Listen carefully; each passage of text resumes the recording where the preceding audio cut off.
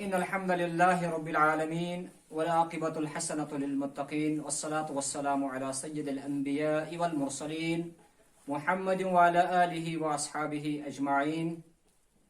أما بعد، قال النبي صلى الله عليه وسلم: سيكون في آخر هذه الأمة رجال يركبون على مياثر حتى يأتوا أبواب مساجدهم ونساؤهم كاسيات آريات.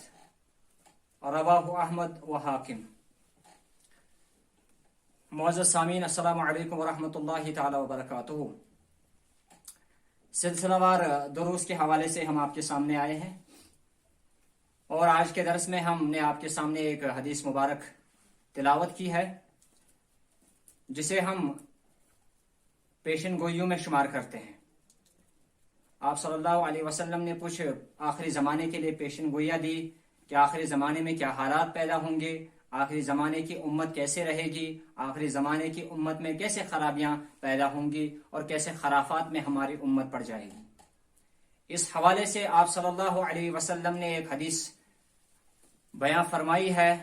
اس حدیث کا ہم آپ کے سامنے ترجمہ اور مختصر تشریح رکھنے کی کوشش کریں گے، تاکہ وقت کے ساتھ ساتھ ہم ان نشانیوں میں پڑنے سے بچ جائیں اور ہماری آنے والی ضروریت ان سے محفوظ رہ سکتی ہے. تو آپ صلی اللہ علیہ وآلہ وسلم نے فرمایا ہے کہ ایک وقت اس امت پر ایسا آنے والا ہے کہ جب اس امت کے لوگ، مرد حضرات جو ہے وہ عالی شان سواریاں لیں گے، عالی شان سواریوں میں وہ سواریاں کریں گے، ان کے پاس مال و دولت کی فراوانی ہوگی، اور انہی عالی شان گاڑیوں میں اور ان عالی شان سواریوں پر وہ اپنے مساجد کو جاتے ہوں گے. وہ ان عالی شان سواریوں پر بیٹھ کر ہی مسجد کے دروازے تک جاتے ہوں گے.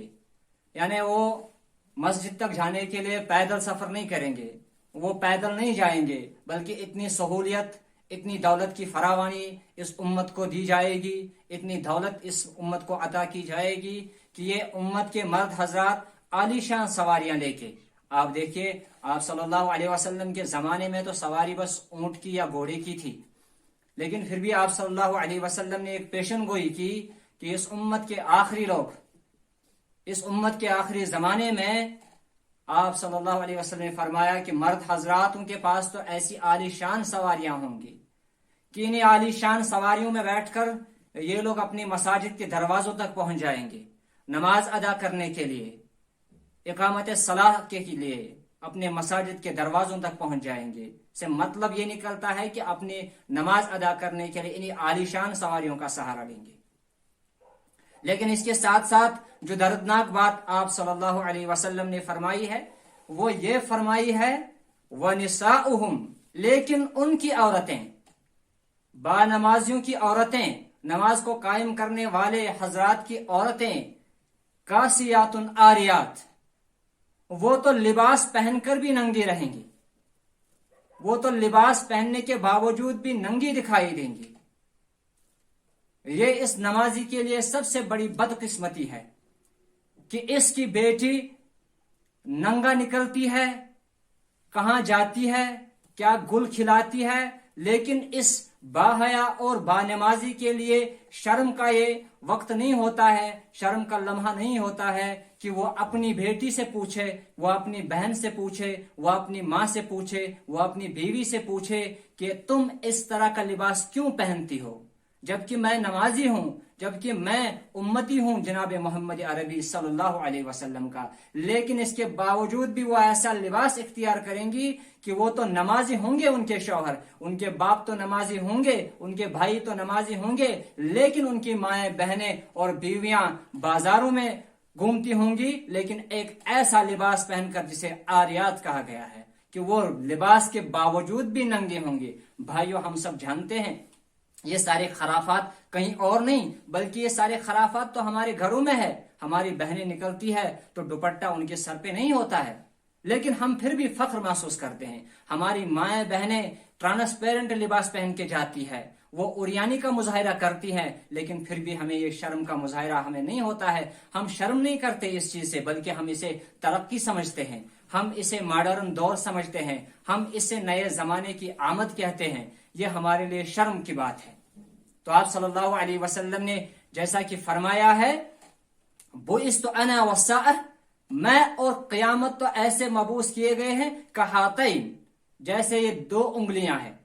تو آپ صلی اللہ علیہ وسلم نے دونوں انگلیوں، شہادت کی انگلی اور بیچ والی انگلی کو ملا کر فرمایا کہاتین، ہم دونوں قیامت اور میں تو اس طرح بنائے گئے ہیں، اس طرح مبعوث کیے گئے ہیں. یعنی میرے پیچھے پیچھے قیامت آ رہی ہے، اس دنیا کا خاتمہ آ رہا ہے، اور اس خاتمے کے وقت انسانوں میں، امت مسلمہ میں کیا کیا خرابیاں پیدا ہوں گی، کیسے کیسے لوگ پیدا ہوں گے. ایک اور حدیث میں آپ صلی اللہ علیہ وسلم نے ایک صحابی سے فرمایا کہ تم کیسے رہو گے اس وقت یذهب العلم، جس وقت علم اٹھا لیا جائے گا، جس وقت علم اس دنیا سے ختم ہو جائے گا.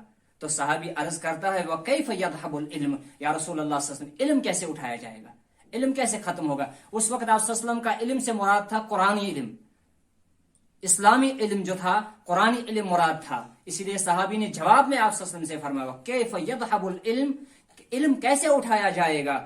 وَنَحْنُ نَقْرَأُ الْقُرْآنَ، جبکہ ہم قرآن پڑھ رہے ہیں، جبکہ ہم قرآن کی تعلیم حاصل کر رہے ہیں، جبکہ ہم قرآن کی تعلیم دے رہے ہیں. وَنُقْرِئُ أَبْنَاءَنَا، جبکہ ہم اپنے بچوں کو قرآن کی تعلیم دے رہے ہیں، جبکہ ہم اپنے بچوں کو قرآن سکھا رہے ہیں، جبکہ ہم اپنے بچوں کو قرآن کی زندگی دے رہے ہیں. وَيَقْرَأُهُ أَبْنَاؤُنَا وَأَبْنَاءَهُمْ، جبکہ وہ ہمارے بچے اپنے بچوں کو اور اپنے قریبیوں کو اس قرآن کی تعلیم دیں گے. تو یہ سلسلہ تو قیامت تک جاری رہے گا، یہ سلسلہ تو زمانے کے اخیر تک چالو رہے گا، مسلسل بڑھتا رہے گا. تو پھر کیسے یا رسول اللہ علیہ وسلم علم اٹھایا جائے گا اس زمانے سے. تو آپ صلی اللہ علیہ وسلم نے اس کی جواب میں فرمایا قال ثقلتک امک یا زیاد، اے زیاد تمہاری ماں تمہیں گم پائے، تمہاری ماں سے تم جدا ہو جاؤ. بلکہ تم یہ کیسی بات کرتے ہیں، کنت لاراک من افقہ الرجل بالمدینہ، میں تو تمہیں مدینے کا سب سے سمجھدار انسان سمجھ رہا تھا، میں تو تمہیں مدینے کا سب سے ہوشمند انسان قرار دیتا تھا. اور آپ صلی اللہ علیہ وسلم نے اسے فرمایا اولیس ھذا اليہود والنصارى یقرؤون التوراۃ والانجیل، کیا تم ان یہود و نصارہ کو نہیں دیکھتے ہو، کیا تم ان یہودیوں اور نصرانیوں کا طرز عمل نہیں دیکھ رہے ہو؟ کیا وہ انجیل و تورات نہیں پڑھتے؟ کیا وہ انجیل و تورات کی تعلیم حاصل نہیں کرتے؟ کیا وہ اسے زبانی نہیں یاد نہیں کرتے ہیں؟ کیا وہ ان کے احکام نہیں دیکھ رہے ہیں ان کتابوں میں؟ تو اس نے کہا جی. تو بشیء مما فی، جو کچھ اس میں ہے تو وہ حاصل کر رہے ہیں اس سے، وہ پڑھ رہے ہیں اس سے، لیکن لا یعملون، اس میں سے کسی چیز پر عمل نہیں ہے. تو اسی طرح ہمارا معاشرہ ایسا ہے، ہمیں کہا لا تقربوا الزنا انہ کان فاحشۃ وساء سبیلا، بدکاری کے قریب نہ بھٹکو. لیکن مسلمان امت اسی میں بھٹکتی جا رہی ہے، اسی میں جا رہی ہے، اسی میں گم ہے یہ امت. اور اسی طرح کہا گیا لا تاکلوا الربا، ربا نہ کھاؤ، سود خوری نہ کرو، لیکن پوری امت تو مجموعی اسی میں داخل ہے. یہی کہا جا رہا ہے. ہمیں کہا گیا احل اللہ البیع وحرم الربا، اللہ تعالیٰ نے تجارت کو حلال کیا ہے اور سود کو حرام کیا ہے. لیکن ہم دیکھ رہے ہیں کہ ہم نے تجارت چھوڑ دی ہے، وہ حلال طریقہ چھوڑ دیا ہے معیشت کا، اور ہم نے حرام طریقہ اختیار کیا ہے. تو بالکل تو یہ یہود و نصارہ کی طرح ہمارا عمل ہو گیا. ہم تو بالکل یہود و نصارہ کے طرز پر زندگی گزار رہے ہیں. جس طرح یہود و نصارہ انجیل و تورات کا علم تو حاصل کر رہے ہیں، اس کی تلاوت تو کرتے ہیں، وہ پڑھتے تو ہیں، لیکن ان کے حلق سے نیچے نہیں جا رہا ہے. اسی طرح ہمارے قرآن کے ساتھ یہی، ہمارا قرآن کے ساتھ یہی معاملہ ہے. ہم قرآن تو پڑھتے ہیں، ہم لا تقربوا الزنا تو پڑھتے ہیں، ہم احل اللہ البیع وحرم الربا تو کہہ رہے ہیں، لیکن اس کے ساتھ ساتھ اس پر ہمارا کوئی عمل نہیں ہے. تو بھائیو، اس وقت ضرورت یہ ہے کہ ہم قرآن سے تعلق بنائے رکھیں، ہم آپ صلی اللہ علیہ وسلم کی سنت مطہرہ سے تعلق بنائے رکھیں، قرآن و حدیث سے ہمارا تعلق مضبوط ہو. اور اسی تعلق کے سلسلے میں ہم نے آپ کے سامنے یہ حدیث پیش کی، جس کا ہم نے ترجمہ اور مختصر سی تشریح آپ کے سامنے رکھی. اور انشاءاللہ ہمیں امید ہے کہ سننے والے حضرات اور دیکھنے والے حضرات کم و بیش اس پر عمل کرنے کی کوشش کریں گے، اور ہمارے لیے بھی دعا کریں گے. اللہ رب العزت ہمیں توفیق دے آپ تک اسلام کا پیغام پہنچانے کی. اقول قولی ھذا واستغفر اللہ لی ولکم ولسائر المسلمین واستغفروہ انہ ھو الغفور الرحیم.